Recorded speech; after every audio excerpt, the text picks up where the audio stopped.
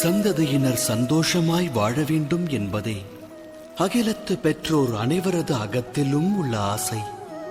தம்மால் இவ்வுலகில் பிறந்த அவர்கள் அவரவர் கர்ம வினைப்படி எதிர்காலத்தை வரவேற்று எதிர்கொள்கின்றனர்.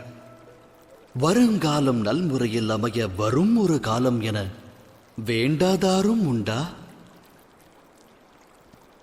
எனினும் சுகம் மற்றும் பாதுகாப்பு இவ்விரண்டும் அகிலத்தாரின் கர்மாவோடு தொடர்புடையதல்லவா?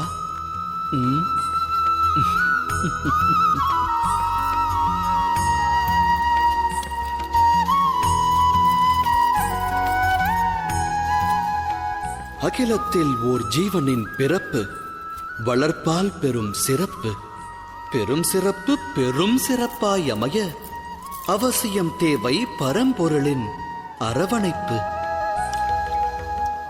நல் வளர்ப்பு நல்லொழுக்கம் கொண்டவன் சரித்திரம் படைக்கிறான். தாய் தந்தையர் நல்லொழுக்கம் போதித்தால் சந்ததி சாதனை படைக்கும். எதிர்காலம் அவர்கள் சரித்திரம் பேசும். இருப்பினும் பெரும்பான்மை பெற்றோர்கள் தம் சந்ததிக்கு நல்லொழுக்கம் தேவை என்பதையே மறந்து அவர்கள் வளர்ச்சியின் மேல் அக்கறை காட்ட தவறிவிடுகிறார்கள்.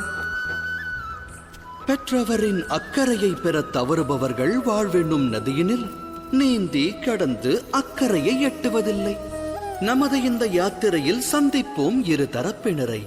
இது வென்றோர் வீழ்ந்தோர் கதை. இதில் அடங்கியுள்ளது பெரும் வம்ச விருட்சத்தின் விதை. நினைவில் பதியுங்கள் இதை.